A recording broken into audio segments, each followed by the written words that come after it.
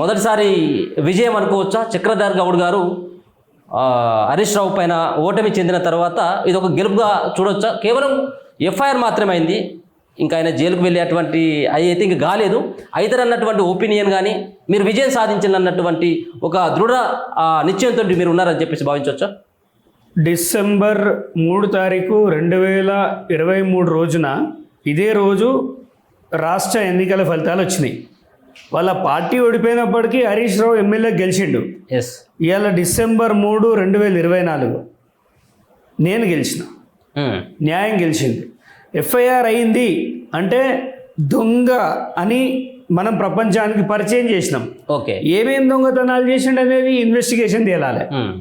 కష్టపడితే ఓపిక ఉంటే న్యాయం దొరుకుతుంది అని జైభీం సినిమా చూసినాం మనం. అదే ఆధారంగా అదే ఇన్స్పిరేషన్ తోటి నాకు నమ్మకం ఉండే ఖచ్చితంగా న్యాయం దొరుకుతుందని. ఎక్కడ నిరుత్సాహపడలే. చాలామంది అన్నారు అది కాని ముచ్చట లేని ముచ్చట అని. ఎక్కడ పోయినా నిరుత్సాహమే. ఆ నిరుత్సాహంలోకి వెళ్ళే ఉత్సాహాన్ని పొంది ఇవాళ ఎఫ్ఐఆర్ చేయించిన. ఓకే, దీనిలో పొలిటికల్ ఏం ఎజెండా లేదు. వాగేటోళ్ళు చాలా వాగుతారు, నేను కష్టపడ్డా. పొలిటికల్గా కేసు కావాలంటే ఏ రోజైతే కాంగ్రెస్ పార్టీ వచ్చిందో ఆ రోజే కావాలి. సో ఇది ఒక వ్యక్తికి దొరికిన విజయం. ఓకే, ఎందుకు మరి గతంలో కూడా సంవత్సరంన్నర అవుతుంది మీరు పోలీస్ స్టేషన్ ఆశ్రయించి ఫోన్ ట్యాప్కి సంబంధించినటువంటి దాంట్లో నన్ను హరీష్ రావు ఇబ్బంది పెడతా ఉన్నాడు అని చెప్పేసి మీరు చాలాసార్లు చెప్పడం జరిగింది.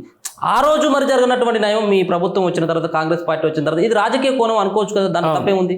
ఇప్పుడు రాజకీయ కోణం అనొద్దండి, ఎందుకంటే నేను కంప్లైంట్ చేసింది కొట్లాడింది వాళ్ళ ప్రభుత్వంలో కదా, బీఆర్ఎస్ ప్రభుత్వంలో నేను కొట్లాడింది.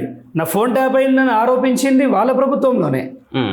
ఎప్పుడైతే వీళ్ళ గవర్నమెంట్ పడిపోయిందో ఇక నాకు ఏంటంటే నా ఫైల్ మూవ్ అవ్వడం పెట్టింది. అప్పటిదాకా ఉన్నది కూడా కదలలేదు.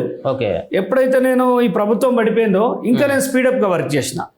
ఎక్కడ ఏ మంత్రిని కలవలే, ఎవరికి నా కష్టం చెప్పుకోలే, పొలిటికల్ సిస్టమ్ని టచ్ చేయకుండా పోలీస్ హైకోర్టు వీళ్ళని బాగా ఇబ్బంది పెట్టిన.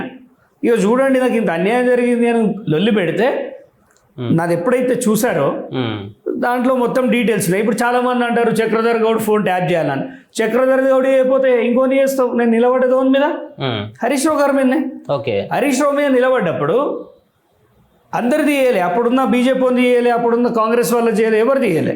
అంటే ఇప్పుడు నేను కాంగ్రెస్లో ఉన్నా, అప్పుడు పోటీ చేసింది కాంగ్రెస్ నుంచి కాదు, బీఎస్పీ నుంచి. అవును, నన్ను బీఆర్ఎస్లోకి రమ్మన్నా పోకుండా బీఎస్పీలో నిలబడ్డాడు.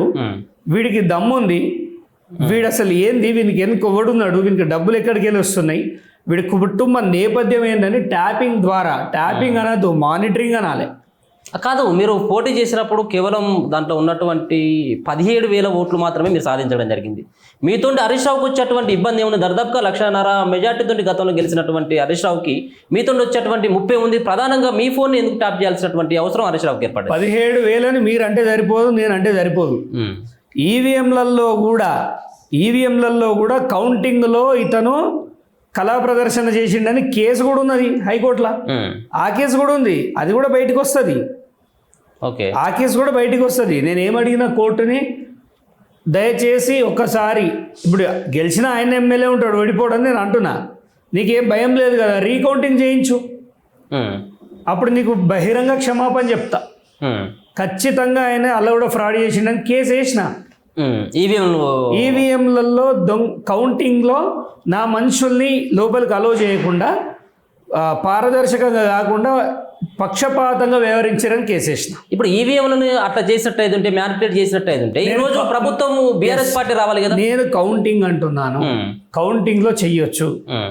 నా మనుషులు ఎవ్వరు లేరు కౌంటింగ్ సెక్షన్లో. ఓకే, ఎందుకు రాకుండా చేశారా? Yes, exactly. నా స్నేహితుడు ఉన్నాడు అడ్వకేటు, ఆయన వస్తే జర ఇబ్బంది అవుతుందని ఆయన రాకుండా చేశారు.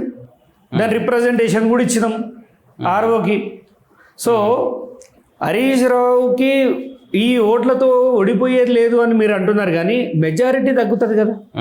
మెజారిటీ తగ్గితే ప్రభుత్వం వస్తే నేనే సీఎం అవుతా అనే కలగన్నాడు. మెజారిటీ తగ్గితే ప్రజాదరణ దెబ్బతిందా? ఎంత వచ్చింది? 1,20,000 లాస్ట్ టైం వస్తే గతంలో 19లో 1,50,000 రావాలని హుకుం జారీ చేసిండు. అలాంటప్పుడు 83,000కి పడిపోయింది. నాట్ ఈవెన్ 1,00,000 కూడా మెజారిటీ రాలేదు. సో దాన్ని బట్టి మీరు చెప్పాలి. ఓకే, మీరు ఇప్పుడైతే హ్యాపీగానే ఉన్నారా? ఓ మీకు దక్కినటువంటి విజయంగా భావిస్తూ ఉన్నారా? ఇది హ్యాపీనెస్ అని మాట్లాడుకోవద్దు, ఎందుకంటే ఆయన చేసిన అన్యాయాల్ని మనం కనుక నిజంగా కొట్లాడితే న్యాయం జరుగుతుంది అని నేను ఒక ఎగ్జాంపుల్గా నేను నిలబడదలుచుకున్నా. అన్యాయం జరిగినప్పుడు పోరాటం చేయడంలో తప్పు లేదు. మనకు జరిగిన నష్టాన్ని ప్రజల ముందు తీసుకురావాలి. అందరిలాగా నన్ను ఇబ్బంది పెట్టలే.